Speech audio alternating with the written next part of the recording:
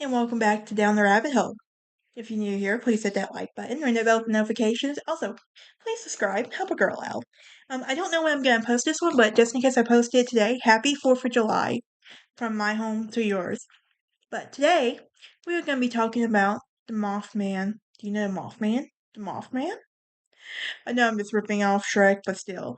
Anyway, the Mothman is a West Virginia folklore. It is a humanoid creature that has reportedly seen in Point Pleasant area from November 15, 1966 to December 15, 1967. Now, there's a first newspaper report that was published the Point Pleasant Register titled Couple Sees Man-Sized Bird, Creature Something. And the national press soon picked up on these reports and helped spread the story across the U.S. And the source of the legend is believed to have originated from the sightings out of the migration sandhill and cranes of herons.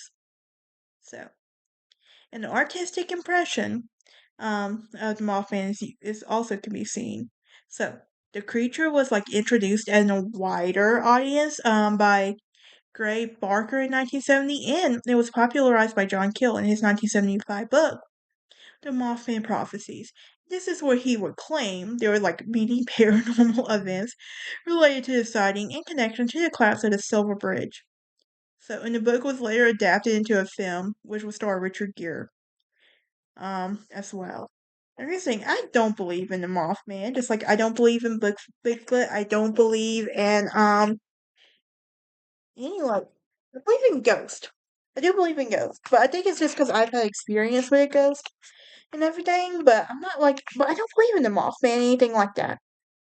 But anyway, so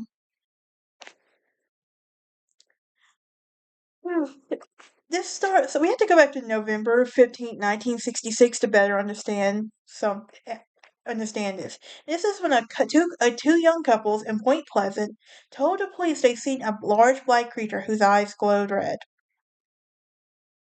Now, sitting on the side of the road near the TNT area, the site of the former World War II munitions plant, Linda Scarberry, also described as a slender, muscular man who was over 7 feet tall with white wings.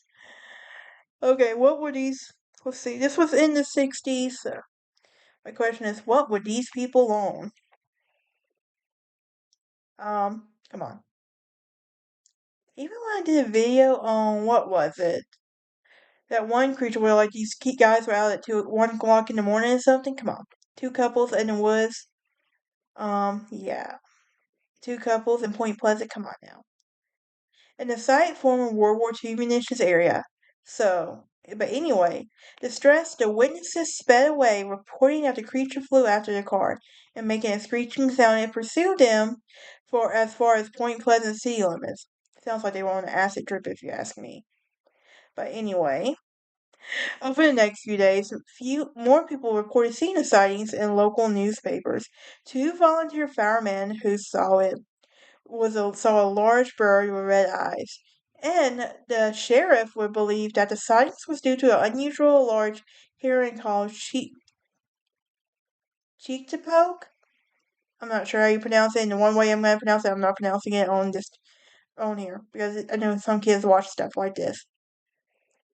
But anyway, a wildlife biologist at West Virginia University would tell reporters that the descriptions of sightings in the sandhill crane was a large American crane with um with a 7 foot wingspan and reddish coloring around the eyes, and the bird was wandered into a migration route and therefore unrecognizable by the naive to the region. So, due to the popularity of the Batman TV series at the time, the fictional superhero Batman and his rogue galleries are prominent features in the public eye. While the villain, Killer Moth, did not appear on the show, the comics books influenced both him and Batman, and they believed him to be influenced by the coinage of the name Mothman in local newspapers. So, apparently now, there was in the 1915 So on December 15, 1967, there was a collapse of the Silver Bridge and the death of 46 people. And this incident gave rise to the legend that connected the Mothman sighting to the bridge.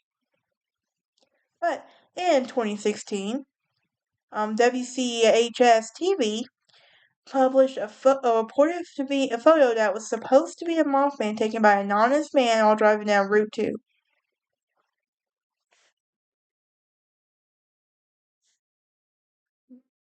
Now, folklorist Jan Harold von Braunban notes that the Mothman was widely covered in the popular press, and was claiming the sightings connected to the UFOs, and others suggesting that the military storage site was Mothman home.